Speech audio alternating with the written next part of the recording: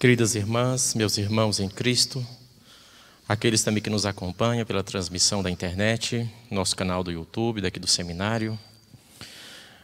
Quero começar aqui pela primeira leitura, esta homilia de hoje, até mesmo porque na própria leitura diz que a palavra de Deus foi proclamada, foi lida para todo o povo, para aqueles que podiam compreender, e também a compreensão e o sentido da palavra era explicado. Foi lido diante da porta das águas pelo sacerdote Esdras, né? E todo o povo ficou feliz, o povo chorava, né? Mas aquele era um contexto de retorno, de libertação, de liberdade, de volta para casa. E nessa situação é proclamada a palavra de Deus. E aquele dia é um dia em que se consagrado a Deus, todo o povo, todos aqueles que acreditam em Deus se reúnem para ouvir a voz de Deus. É como hoje, por exemplo.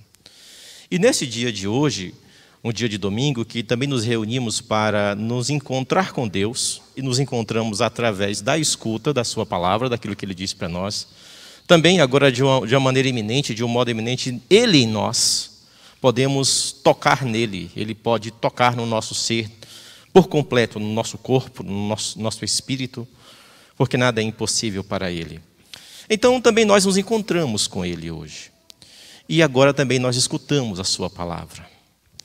É claro que aqui não está a leitura que Esdras fez, porque ele leu a Torá. Aqui está o relato do livro de Neemias, deste acontecimento da leitura do livro da lei, né, do livro da palavra de Deus. Mas no final ele diz assim: este é um dia consagrado ao Senhor vosso Deus, não fiqueis tristes nem choreis. Então este é um dia este é um anúncio para o povo em que no dia do Senhor é um dia de descanso, é um dia de relaxar, né? É um dia de procurar angariar forças para podermos voltar aos combates, às batalhas, a enfrentar o que tivermos que enfrentar, principalmente todas as tentações e o mal que de muitas formas, de muitas maneiras, que às vezes nem mesmo entendemos, tanto nos açoita. Então, neste dia, é um dia consagrado ao Senhor, então é um dia que rezamos. E vir ao encontro do Senhor é também um dia para falar com Ele. Portanto, quando comungarmos, ou quando estivermos no momento de uma ação de graça, devemos falar para Deus o que nós queremos dizer. Devemos abrir o nosso coração. É muito íntimo. Você não está falando para todo mundo, você está falando para o seu Senhor. É preciso que essa relação se estabeleça, essa relação de conversa, né, informal mesmo. Apresente o que você tem, fale com Deus, né. E também, ao mesmo tempo, por ser o dia dele, é o dia da alegria, né? É o dia que nós devemos, por exemplo, festejar em nossas casas, nos confraternizarmos com os nossos familiares, até mesmo repartir com aqueles que não podem nem mesmo se confraternizarem, ajudar quem precisa ajudar, proporcionar aos outros também certa alegria, certo conforto, principalmente se são nossos irmãos cristãos e até mesmo quem não é cristão, né? Esta é uma recomendação de quem reconhece que está com Deus, de quem reconhece o que Deus fez, como aquele povo era estimulado a viver naquele dia consagrado ao Senhor. Por ser um dia de descanso, por ser um dia de festividade, não é um dia para pecar, né? Não é um dia para cometer excessos, exageros e se jogar a vícios e a pecados. Não é para isso, né?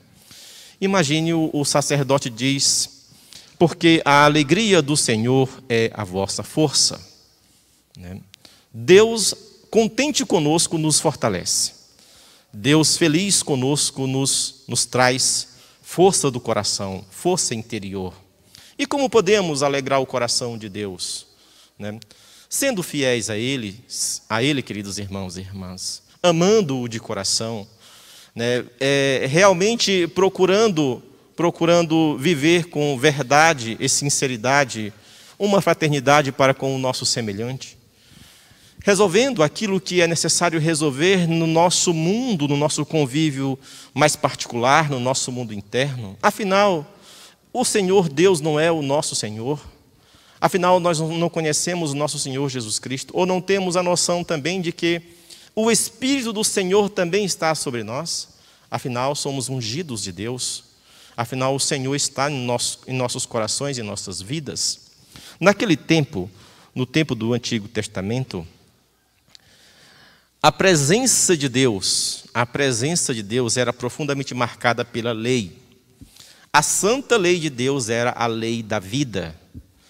Quando ele falava para que o povo vivesse, para que o povo não morresse, mas não somente no sentido concreto, mas também no sentido místico, religioso, espiritual, para que a palavra do Senhor gerasse vida neles, para que nós pudéssemos viver. É por isso que é muito importante entendermos o que o Senhor está dizendo, mesmo que seja através da profecia, mesmo que seja através da lei, mesmo que seja através do modo mais iminente de falar, que é da humanidade na pessoa do nosso Senhor Jesus Cristo. É por isso que é muito importante entender que o Senhor não se expressa, não fala através da lei para que não tenha nada a ver com a nossa vida, com o que fizermos. Muito pelo contrário. É para encontrarmos o espírito da sua vontade. É para encontrarmos o seu querer e podermos assim vivermos. E aí nós o alegraremos. E a consequência é que o Senhor nos concederá bênçãos, graças, né? E principalmente a sua profunda misericórdia e o seu perdão. E aí, progredindo, agora nós passando para a segunda leitura, precisamos entender agora também, não mais no sentido pessoal, mas no sentido coletivo, como uma comunidade, como um corpo. Só que é um corpo místico, né? E o que é o místico? É aquele corpo que não é físico, né? mas que tem um conjunto de participação de todos, e o modo como todos estamos unidos é misterioso. Nós não sabemos como Deus une. Deus une pelo seu Espírito, pela sua forma, mas o como nós não sabemos. Por exemplo, se participarmos de uma corporação, aqui na Terra saberíamos que são vínculos jurídicos, ou são vínculos associativos de outras maneiras, de outras formas, os vínculos que estão estabelecidos ali em termos de contrato, por exemplo. Né? Mas o corpo místico, o vínculo que nos une é um vínculo espiritual. Sabemos que é um vínculo relacional e filial muito forte, mas o processo, o modo como Deus une, podemos inferir que é um vínculo afetivo e amoroso, pois o seu Espírito é o seu amor. Como Deus faz, não sabemos, porque aí é misterioso. Aí é por isso que é um corpo místico. E neste corpo o Senhor é a cabeça, e nós, como todos os membros deste corpo, formamos o corpo. E cabe ao Senhor dirigir todo esse corpo. Cabe ao Senhor comandar todo esse corpo. Levar esse corpo para onde Ele quer ir. Mas este corpo é o corpo do Senhor, e cada um, como São Paulo faz a comparação, cada um serve o corpo. Cada membro serve a todos. E temos que entender um pouco isso. De fato, como diz aqui na leitura, Deus dispôs os membros e cada um deles no corpo como quis. Então, como eu sou no corpo, foi vontade de Deus. Como você está na igreja, é vontade de Deus. Se você é fiel a viver o testemunho da palavra, a praticar uma fé, Deus chamou você para esta missão. Deus me chamou para esta missão, como chamou o jovem diácono para a missão dele, como chama alguém para uma missão específica. A grande questão é que Deus nos dispõe aqui como estamos, mas nos dispõe também para servir esse corpo, como membros do corpo para ajudar o corpo místico do Senhor. E assim, nós entendemos que todos nós juntos, individualmente, nós formamos o corpo de Cristo. E Cristo está unido a nós dessa forma. Cristo está conosco. Assim, queridos irmãos e irmãs, chegando também no Evangelho, nós vemos que essa narrativa de São Lucas sobre o início do ministério de Jesus, visa, antes de tudo, na introdução, explicar uma coisa que ele diz muito importante, né?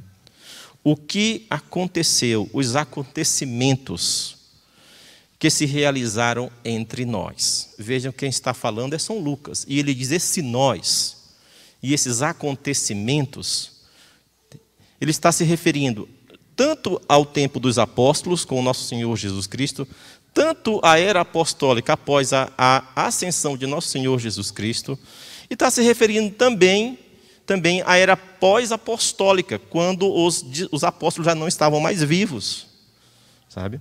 Ele tem os acontecimentos realizados entre nós, como que numa progressiva, para indicar que é todo o corpo do Senhor. E desses acontecimentos e dessas realizações de testemunho de fé, da presença e da ação de Deus, Deus provou que aquela caminhada era autêntica. E Teófilo precisava saber. E Teófilo precisava da força desse testemunho. Teófilo é esse amigo de Deus que vai seguir e dar continuidade ao testemunho. O que é interessante também, ainda na exposição de São Lucas, é que, desde o princípio, ele vem falar de uma igreja formada nos testemunhos dos apóstolos, vem falar daqueles que são testemunhas oculares e ministros da palavra. E pregaram o evangelho, e isso possibilitou a formação da comunidade. Aí São Lucas vem dizer que ele também decidiu fazer um estudo profundo, um estudo cuidadoso sobre tudo o que aconteceu, né, para dar solidez ao que Teófilo iria transmitir. E é assim também para nós. Vejam onde estamos. Nós estamos aqui numa casa de formação. Numa casa onde se cultiva um chamado, mas ao mesmo tempo um profundo e um grande preparo para transmitirmos os ensinamentos do Senhor. Essa vem a ser a missão dos sacerdotes do Senhor hoje na igreja. Mas não somente para nós, mas isso é dever também de todos. Quem transmite a palavra deve transmitir para quem deve compreender e entender e viver bem, de modo a saber que vive ensinamentos sólidos, que não vive sobre fábulas e historinhas da carochinha, por exemplo, né? Que vive sobre crenças fundadas em vidas e testemunhos fortes do próprio Deus, daquilo que Deus realizou, e depois eles proclamaram. A palavra de Deus transmitida é aquilo que Deus falou e fez para nós. E as pessoas começaram a também acreditar, como nós também hoje, e a se lançarem na fé em Deus, a viver acreditando em Deus. E Deus também começa a fazer realizações.